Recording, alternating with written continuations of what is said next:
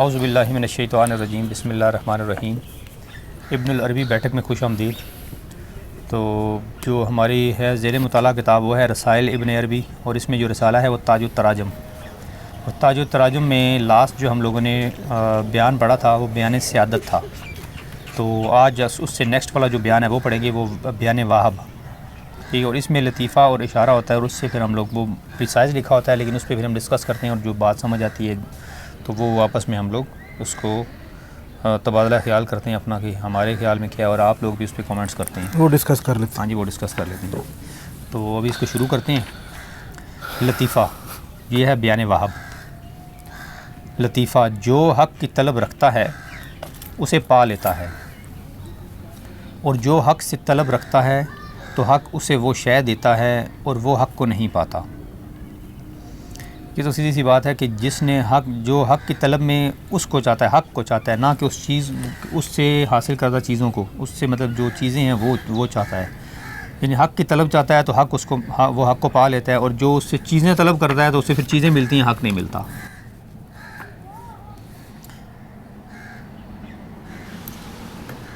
नईम साहब आ गए हैं। अच्छा, नईम साहब आ गए जी। चलें जी, नईम साहब वेलकम। हमने तो शुरू कर दिया था, लेकिन आए आए बैठे, इधर बैठ जाएं, एडजस्ट कर लें।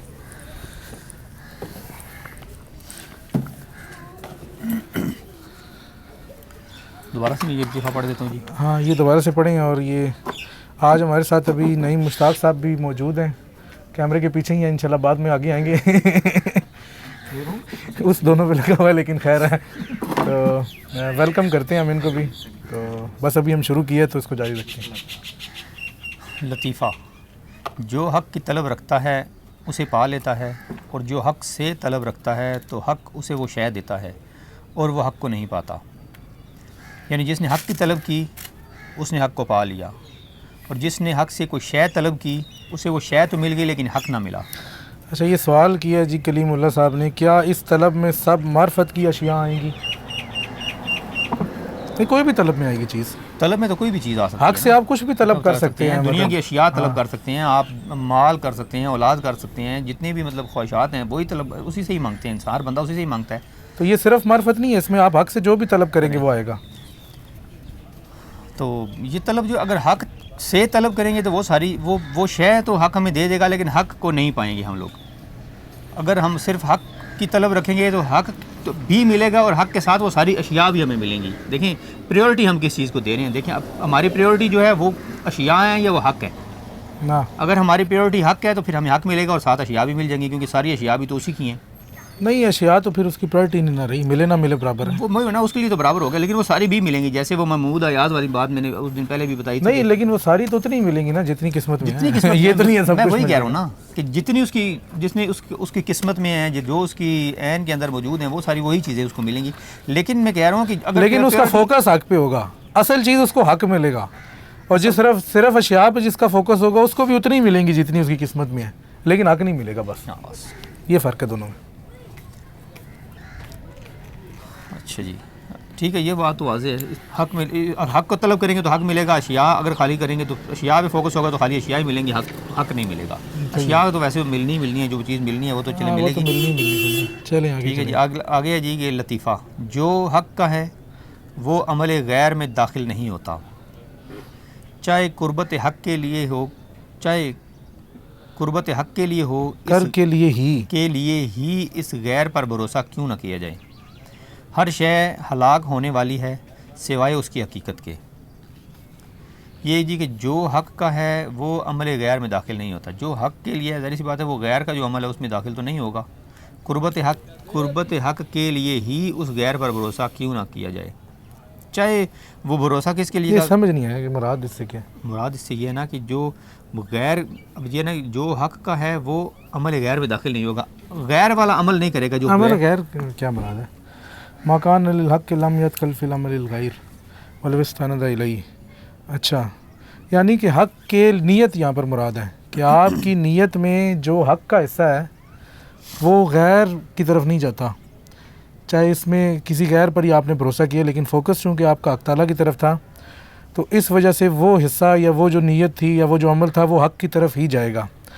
वकुल्लु शैइन हालिकुन इल्ला वजहू, क्योंकि हर शय जो नहीं है वो हलाक होने वाली है सिवाय उसके रुख की। तो मुराद यही है कि इंसान की जो नीयत है या उसकी जो भी फोकस कह लें, तवज्जो है, चाहे वो गैर से ही हो के वहाँ पे जा रही है, लेकिन गैर के थ्रू जा रही है, पर नीयत तो हक ताला की है ना। अब देखें, अब जैसे इंसान कोई सदका करता है, सदका तो वो हक ताला को तो नहीं दे रहा, सामने तो हक बंदे को किसी को दे रहा है ना, तो वो गैर से हो के उसकी तरफ जा रहे हैं ना। हालांकि हक ताला कहता है कि जो सदका करता है वो सदका किस फ़ौरन मेरे हाथ में आ जाता है, यानी वो उसी को उसको देता है, लेकिन सामने तो बंदा है ना, है तो उसका गैर है, ज़ाहिरी तौर पे उसका गैर है, उसके थ्रू मतलब वहाँ पे जा रहा है, लेकिन फिर भी वो फोकस उसका वहीं पे है, जो उसका मतमा नज़र है, जो उसके क्या कहते हैं उसको लाशऊर में, तो वही है ना कि हम नीयत और तवज्जो उसकी, इससे मुराद यही है। आगे जी कि हर शय हलाक होने वाली है सिवाय उसकी हकीकत के, हर शय हलाक होने वाली है उसमें आ गया ना। हाँ जी। आगे है जी लतीफ़ा, ठिकानों का शुक्र और उसकी तारीफ़ किसी के, ये कलीमुल्लाह साहब कह रहे हैं कि नीयत से ही तो उसे पहचाना जाएगा, नीयत से ही पहचाना जाएगा। सही है, सही शाह साहब सलाम कह रहे हैं जी। वालेकुम अस्सलाम।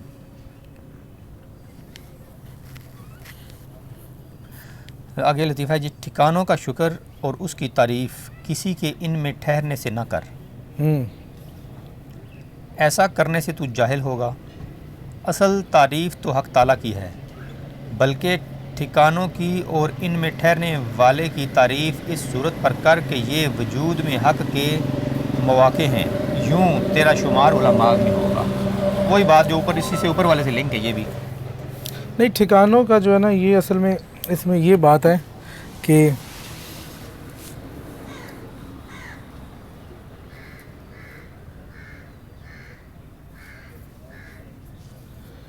ठिकानों का शुक्र और उनकी तारीफ़ किसी के इनमें ठहरने से ना कर, मतलब कि किसी बंदे की वजह से ना कर कि ये बंदा इस मकाम पर है तो ये मकाम जो है ये उस मकाम की तू तारीफ़ कर रहा है या उसकी शुक्र कर रहा है। वलाकिन असल अलमातिन अला मन हसल अफिया, बल्कि असल जो है वो ठिकाना चाहिए। ठिकाने से मुराद है कि कोई भी मकाम हो सकता है ना, तो किसी मकाम में अगर कोई बंदा है तो उस बंदे की वजह से वो मकाम शर्फ वाला नहीं है, बल्कि उस मकाम की वजह से वो बंदा शर्फ वाला है, यानी मकाम तो खुद बजाते खुद ही शर्फ वाला है। तो ये मुराद ये है कि तू असल में उस मकाम की तारीफ़ कर और उसकी भी कर जो उसमें ठहरा, तब तू उलमा बे मौक़िल हक़, तब तू क्या होगा, वजूद में हक़ के तब तेरा शुमार उलमा में से होगा, क्योंकि तूने वजूद में हक़ के मौक़े जो हैं उनको पहचाना। तो ये शेख इसमें कह रही हैं कि बंदे की वजह से किसी मकाम की तारीफ़ नहीं है, मकाम की अपनी तारीफ़ है और उसमें जो बंदा है उसकी अपनी तारीफ़ है, और दोनों की अलग अलग हैसियत है, और तू हर एक को उसकी हैसियत देगा तो तब जाके तू जो है वजूद में जो है ना हक़ के ठिकाने या हक़ के मौक़े जो है वो तू जान सकेगा।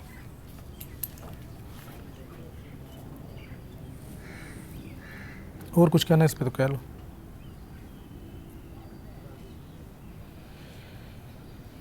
यानी ठिकानों का शुक्र और उसकी तारीफ़ किसी के इनमें ठहरने से ना कर, यानी ठिकाने का जो शुक्र और जो तारीफ़ है उस किसी बंदे के वहाँ पे जाने से ना कर, कि उस बंदे को जो मकाम मिला तो वो ठिकाना भी बड़ा मोतबर हो गया, वो मकाम भी बड़ा शर्फ वाला हो गया, बल्कि वो मकाम तो शर्फ वाला था ना, शुरू से ही था। ये बंदा मतलब सफ़र करते करते उस मकाम तक पहुँचा ना, हाँ, उसकी अपनी तारीफ़ है, बंदे की अपनी तारीफ़ है। हाँ, उस मकाम पे पहुँचने से ये बंदा शर्फ वाला हुआ।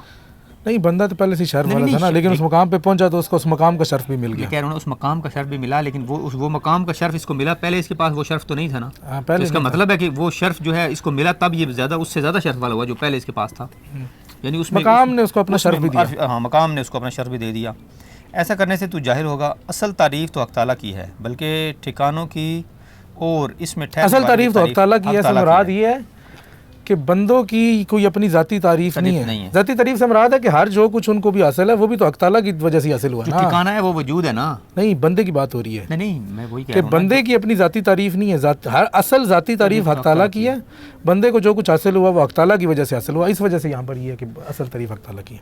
लेकिन असल तारीफ़ तो हक़ ताला की है, बल्कि ठिकानों की और इनमें ठहरने वाले की तारीफ़ इस सूरत पर के ये वजूद में हक़ के मौक़े हैं। मैं ये कह रहा हूँ ना कि वो वजूद में हक़ के मौक़े हैं ना, कि वो जो वजूद है, क्योंकि ठिकाने भी और ये दोनों चीज़ें वजूद में हक़ के मौक़े मिलते हैं। कैसे? उसमें वो बंदा सफ़र करके वहाँ तक पहुँचा, इसने सफ़र किया वजूद में तो वो वहाँ पे पहुँचा, और एक वो जो ठिकाना है वो तो पहले ही उसी ठिकाने तक पहुँचा, पहुँचा। और वो ठिकाना जो था वो हक की मतलब मौके कह ले, मौके कह ले, जगह कह ले, कि हक ने उस जगह पे उस ठिकाना रखा हुआ था कि उस जगह पे वो पहुंचा तो उस ठिकाने ने फिर इसको शर्फ दिया। तो सादा लफ्ज़ों में ये है कि बंदों की वजह से ठिकानों की तारीफ नहीं है, ठिकानों की वजह से बंदों की तारीफ हो सकती है, मकामात की वजह से। दोनों की समझ लें कि लाज़िम मलज़ूम है दोनों। ये पहुंचेगा तो तारीफ होगी, उस ठिकाना भी तभी पहचाना जाएगा जब ये बंदा वहाँ पे पहुंचेगा, को बताएगा कि ये ठिकाना तो मौजूद है ना, मौजूद है, लेकिन अभी इसके नॉलेज में तो तभी आएगा ना जब ये वहाँ पे पहुंचेगा। ये नहीं भी पहुंचे तो हक का ठिकाना, हक मौजूद है, ठिकाना मौजूद है। अब सच है, सच्चाई कह लो, सच कह लो, हक का ठिकाना है ना, उधर कोई ना भी पहुंचे तो सच तो मौजूद है ना, क्योंकि हक मौजूद है। तो अगर कोई बंदा सच्चाई वाले मकाम पे पहुंच जाता है और सच्चा कहलाया जाता है तो वो उस मकाम की वजह से फिर उसकी भी एक शर्फ में इजाफा होता है ना बंदे की, मतलब उस मकाम ने उस बंदे को ये शर्फ अता किया। सादा लफ्ज़ों में किसी का कोई सवाल आया था? यूँ तेरा शुमार उलमा में होगा।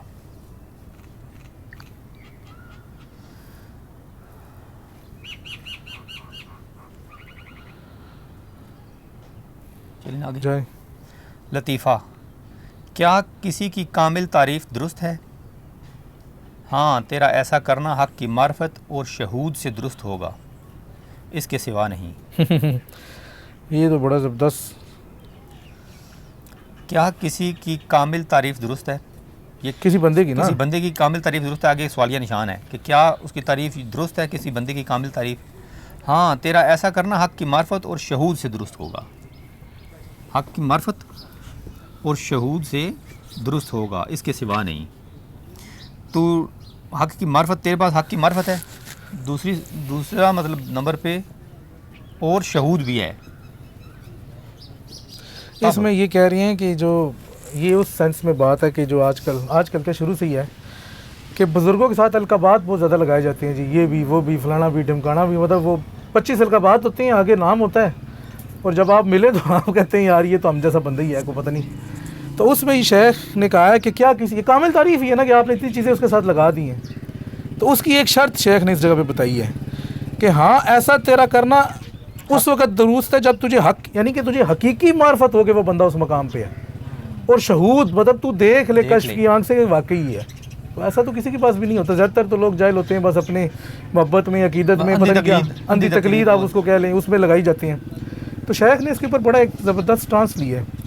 एक दफ़ा अपना एक वाक़या लिखा, बयान करते हैं, तो कहते हैं कि जी एक बंदे ने मुझे कोई ख़त लिखा या कुछ लिखा तो उसके पीछे बड़े ढेर सारे अलकाबात, क्योंकि ये तो शुरू से आपको पता है मुसलमानों में तो ये सिलसिला चला ही आ रहा है कि वो ढेर सारे अलकाबात उसने लिख दिए और अच्छे खासे थे। तो कहते हैं कि जब वो मेरे पास पहुंचा तो वो बंदा भी आया और वो मैंने उसको कहा, फिर मैंने उसके बाद फिर शेख ने कुरान मजीद की एक आयत पढ़ी कि जी ये एक गवाही है और तुमसे इस गवाही के बारे में पूछा जाएगा, भाई तुम्हारे पास क्या दलील है कि ये सारी बातें जो तूने लिखी है मेरे अंदर है भी कि नहीं है। तो शेख ने तो इसको बहुत डिस्करेज किया है। तो सिर्फ एक ही सूरत में आप बता सकते हैं कि अगर आपके पास हक की तरफ से कोई मार्फत है, आँख है आपके पास, या आपके पास कशफ में हक ने आपको बता दिया कि वाकई ही इस बंदे का ये मकाम है, तो फिर आप उसके लिए वो अलकाब या वो लकब कह लें वो लगा सकते हैं। लेकिन जिस तरह से हमारे यहाँ रवाज है या शुरू से मुसलमानों में एक रवाज है कि बस ढेरों ढेर और लामुतनाई किस्म के अलकाबात लगाई जाती हैं, तो उनसे उन अल्फाज की हुर्मत भी ख़त्म हो जाती है और वो इस तरह पता चलता है कि हर बंदा ही पीर तरीक़त और रहबर शरीयत और पता नहीं क्या क्या बना हुआ है। अब ये तो एक ऐसा जामे बन गया कि हर एक ने तकरीबन लगाया होता है। ये ना लगाएं तो वही ना लगाएं तो वो समझते हैं कि ये आम बंदा हमें समझेगा यार इसको तो कुछ पता ही नहीं, भी समझते हैं, उससे उनकी प्रमोशन भी होती है और देखने वाला कहता है जी कि ये बंदा अगर ये लिखा हुआ है तो उसका मतलब है इसमें ये चीज़ें होंगी, ये वस्फ होंगे तब ही लिखा नहीं। आजकल तो खैर वो बंदों को भी बताइए, आजकल तो ये एक सिंबल सब बन गया है, इस क्लास का एक सिंबल है कि जब तक ये ना लगे यार ये तो फिर पूरा सही नहीं है अभी बंदा, हाँ ये रिक्वायरमेंट्स है, हाँ ये कार्ड बन गया। तो ये इसमें ये कह रहे थे कि असल मुराद इसमें ये थी कि किसी की कामिल तारीफ़ दुरुस्त है, तो फिर शेख ने उसकी ये शराइत रखी। लतीफ़ा, घर अगरचे बेशुमार हैं लेकिन हकीकत में दो ही हैं, एक मार्फत का घर जो कि नफ्स है और दूसरा मुशाहिदे का घर जो कि राज है। ट्रू गाइड साहब कह रही हैं फिर तो वो लोग गुमराह हैं क्योंकि अलकाब भी हक से गुमराह करते हैं। अच्छा ट्रू गाइड साहब, लगता है आपको नहीं पता कि किस तरह से अहले तरीक़त बर सग़ीर में, चाहे इंडिया, ये इंडिया से हैं चूँकि कश्मीर इंडिया से, तो आप कभी जाके देखें ना कि लोग किस तरह से अलकाबात लगाते हैं और वो कितनी बड़ी बड़ी उनकी गद्दियाँ हैं और किस तरह से पोस्टर छपते हैं और किस तरह से तारफ़ होते हैं। तो ये आपने क्या नहीं देखा हुआ, सब कुछ भी हो रहा है, हर चीज़ देखी होगी। नीचे उन्होंने लिखा है ऊंची दुकान तो फीका पकवान, लेकिन जो भी है माशरे में तो नहीं लोगों को अहले तसव्वुफ़ कहा जाता है ना, जो अलकाब नहीं लगाता उसको तो ये तो आम बंदा है, इसको क्या पता। बच्चा पैदा हो तो 1 साल का नहीं होता तो पहले ही हजरत हो पैदा होने से पहले ही? हाँ ऐसे ही है। पैदा होने से पहले ही वो तशहीर शुरू हो जाती है कि जी ये देखें मादरजात वलीउल्लाह पैदा हो रहे हैं, या इस तरह की चीज़ें आ जाती हैं। हाँ ये तो हमने खुद आजमाई चीज़ें हैं जी। सही है।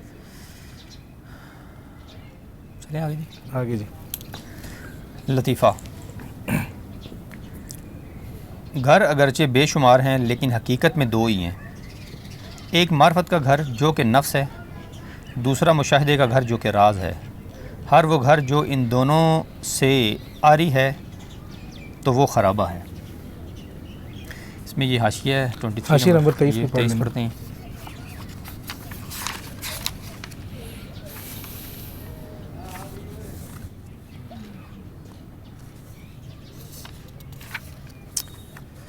क्योंकि मार्फत का ताल्लुक़ नफ्स से है, जिसने अपने नफ्स को पहचाना उसने अपने रब को पहचाना। हाँ ये तो बात वाज़ेह है। वाज़ेह। अच्छा घर दो हैं? घर दो हैं, घर दो हैं। एक है मार्फत का घर, नहीं घर बेशुमार हैं। घर बेशुमार हकीकत में में दो हैं। एक मार्फत का घर जो कि नफ्स है, जो बेशुमार घर है ना, वो बाकी सारे जो घर हैं वो रहने के काबिल नहीं। खराबा है, वो खराबा है या वीरान है, या उसका कोई फ़ायदा नहीं है उन घरों में रहने का। घर तो बेशुमार है, रहने के काबिल सिर्फ इसमें से दो घर हैं। दो घर हैं। एक मार्फत वाला जो एक मार्फत का घर जो कि नफ्स है, जो कि नफ्स का दूसरा मकाम है। मुशाहिदे का घर जो कि राज है। एक मार्फत का घर जो कि नफ्स का मकाम है। बेसिकली तो नफ्स से मुराद यही है ना, नफ्स खुद तो घर नहीं है ना, नफ्स का मकाम है। तो नफ्स का मकाम से मुराद यही है कि आप के नफ्स के अंदर वो पावर है कि जिसके ज़रिए आप ये मार्फत हासिल कर सकते हैं। तो इस वजह से इसको नफ्स का मकाम करार दिया गया। हाँ वही ना, मन अरफ़ नफ्स अरफ़ रब्बहू, ये भी उसकी तरफ दलालत करती है। तो ये तो बात वाज़ेह है। और दूसरा मुशाहिदे का, मुशाहिदा यानी कि कश मुशाहिदा, और उसका जो मकाम है वो रूह है। राज जो नहीं है वो रूह मुराद है इस जगह पे। तो वो जो रूह है ना, वो उससे आप, क्योंकि उसकी तो आपको पता है रूहानी सारी है ही, निज़ाम ही सारा अलग है। और रूह तो वैसे भी कहा कि अल्लाह ताला ने कहा कि मैंने वनफ़ख़्तु फ़ीही मिन रूही, अपनी तरफ उसकी निस्बत भी की कि जी मैं तो अपनी रूह इसमें फूंक रहा हूँ। तो वो जो रूहानी पूरी आप समझ लें कि वो मुशाहिदे से रिलेटेड है। और जो मार्फत है, मार्फत से मुराद ये है कि आप समझ भी सकते हैं ना मार्फत को। एक तो कश्फ वाली मार्फत है, लेकिन जो शेख की मार्फत हमें समझ में आ रही है वो भी तो किसी सूरत में समझ आ रही है। तो मार्फत चूँकि उससे निचले लेवल पे है, तो इस वजह से इसको नफ्स, चूँकि वो नफ्स से मुराद, नफ्स में सारी चीज़ें ही आ जाएंगी कि जिससे आप इतराक कर रहे हैं, इसमें अकल भी आ जाएगी, वो सारी चीज़ें आ जाएंगी, जिस तरह आप पूरा समझ रहे हैं इस चीज़ को, तो वो पूरा उसमें आ जाएगा। और जो दूसरा अगला इसका स्टेप है कि आप खुद कश्फ के ज़रिए वो मार्फत हासिल कर सकते हैं। तो शेख कह रहे हैं कि जिस बंदे के जो इन दो मकामात में नई ज़िंदगी गुजार रहा, तो वो समझ लें कि बिल्कुल ख़राबे में है या वीरानी में है, उसका कोई फ़ायदा नहीं है, वो टाइम ज़ाया कर रहा है। सादा लफ्ज़ों में से ये मुराद है। इशारा नेक्स्ट पढ़ते हैं आगे। ये तो आसानी से दो किस्म का है जो इसमें वाज़ेह कर दिया है। इशारा है ये नेक्स्ट। मुशरिक हक़ का इस्बात करता है, फिर शरीक का इजाफ़ा करता है। ये आलम भी है और जाहिल भी। जब कशफ आता है तो जहल उठ जाता है और इल्म बाकी रहता है। इल्म कभी नहीं उठता क्योंकि ये हक़ का वजूद है, और जहल उठ जाता है क्योंकि ये वजूद की सूरत है, ये ख़ुद वजूद नहीं, इसकी हकीकत अदम है। सोहेब खान साहब सलाम कह रहे हैं आगे। वालेकुम अस्सलाम। सही पढ़ें, ये भी बड़े मज़े का है। मुशरिक हक़ का इस्बात करता है, फिर शरीक का, मुशरिक हक़ का इस्बात करता है, यानी कि सबसे पहले तो मुशरिक हक़ अल्लाह ताला को मानता है, उसके बाद कोई शरीक बनाता है ना, क्योंकि जब तक हक़ को नहीं मानेगा तो शरीक किस तरह बनाएगा। तो शेख ने कहा कि मुशरिक हक़ का इस्बात करता है, पहले तो अल्लाह को मानता है, फिर उसके बाद शरीक का इजाफा करता है। आगे ये आलम भी है और जाहिल भी। आलम इस सेंस में है कि हक़ का इस्बात कर रहे हैं, और जाहिल इस सेंस में है कि उसके साथ शरीक बना रहे हैं। जब कशफ आता है तो जहल उठ जाता है। हाँ, जब कशफ आता है तो जहल उठ जाता है और इल्म बाकी रहता है। कशफ से पता चल जाता है ना कि यार ये जो मैंने शरीक बनाया इसकी तो कोई हकीकत नहीं है, वो तो अदम है ना, वो कल अदम है, बल्कि तो कल अदम से मुराद है वो तो कुछ भी नहीं है। तो कहते हैं यार तो कुछ भी नहीं है। अच्छा तो फिर सिर्फ हक़ रह गया, तो क्या जहल से वो उठ गया जहल, और इल्म बाकी रह गया। इल्म जो था वो हक़ था। इल्म कभी नहीं उठता क्योंकि ये हक़ का वजूद है। कशफ के बाद इल्म तो नहीं उठ सकता ना, मतलब वो तो वजूदी चीज़ है ना। इल्म एक वजूदी चीज़ है। जो भी इस्बाती सिफ़ात होती हैं, ज़ाती सिफ़ात होती हैं, वो वजूदी होती हैं, और जो निस्बी सिफ़ात होती हैं या वो इजाफ़ी सिफ़ात होती हैं वो अदमी सिफ़ात होती हैं। तो इस सेंस में इल्म उठेगा, इल्म कभी नहीं उठेगा, जहल उठ जाएगा। देखिए ना, आपके पास कोई इल्म है वो तो बरकरार रहेगा आपसे लेकर आगे तक, लेकिन अगर आपको किसी चीज़ का नहीं पता तो जब पता चल गया तो वो जहालत तोड़ जहालत गई। उठ गई। तो इसका मतलब है कि वो जो पहले चीज़ आपको नहीं पता थी वो जाहिल था, वो रफा दफा हो गया, पीछे आपके पास एक इलम आ गया, वो इलम अब इस बाती है, वो कभी नहीं उठना। ये नहीं होगा कि वो इलम भी उठ जाए। हाँ, अगर वो इलम नाकिस है तो किसी कामिल इलम से वो इलम उठ सकता है, और नाकिस है तो वो भी एक लिहाज से वो जाहिल की सूरत ही उसमें है कि पूरा कामिल इलम नहीं है। अंधेरा है, अंधेरे में अगर रोशनी जलाई जाए तो वो अंधेरा गायब हो जाता है, इल्म बाकी रहता है, क्योंकि वो जहालत, वो जो जहल है वो अंधेरा है और जो इल्म है वो रोशनी है। तो यहाँ पर जो शेख ने जो अपना वजूद और अदम का फ़लसफ़ा है ना, उसकी तरफ भी थोड़ी सी टच की है। उन्होंने कहा ना ये हक़ का वजूद है, इल्म हक़ का वजूद है, और जहल उठ जाता है क्योंकि ये वजूद की सूरत है, और वो सूरत जो है वो ख़ुद से वजूद नहीं रखती, तो इसकी हकीकत चूँकि अदम है। तो ये सिर्फ एक सूरत है, मतलब एक इसके पीछे कुछ भी नहीं है, बस आपके सामने एक तस्वीर आ गई है। इसी तरह ही आखिरी पढ़ी जी। ठीक है जी, आगे नेक्स्ट लतीफ़ा जी, इसकी इस मुतल्लिक़ को सवाल है तो वो साथ साथ करते जाएँ। कोई सवाल नहीं। लतीफ़ा, वजूद में पोशीदा तरीन शय शिर्क है, इसमें कोई कम ही बच पाता है, इसकी ताकत और क़ुव्वत का सबब हिजाब है और हिजाब लाजिम है, बस शिर्क भी मौजूद है, लेकिन शिर्क में भी कुछ काबिल मुआफ़ी है। ये वो है जो ज़ाहिर नफ्स पर ज़ाहिर हुआ, ये सयाल है कि ना ठहरता है और ना ख़त्म होता है, और शिर्क में कुछ काबिल पकड़ है, ये वो है जिसका ताल्लुक़ अक़ीदे से है।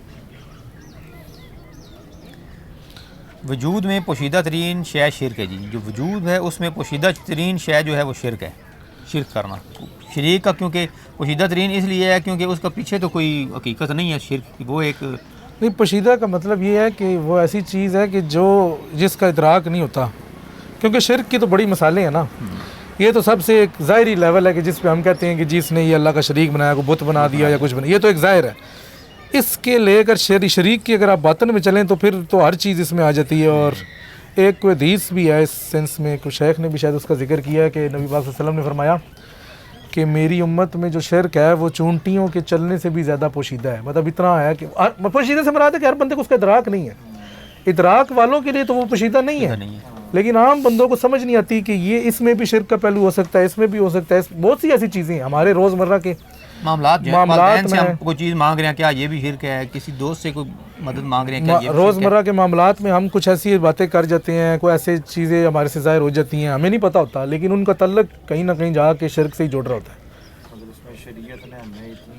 नहीं, वो तो दी हुई है, नहीं वो तो माफ़ी दी हुई है। शेख ने भी आगे बताया है ना इसी बारे में।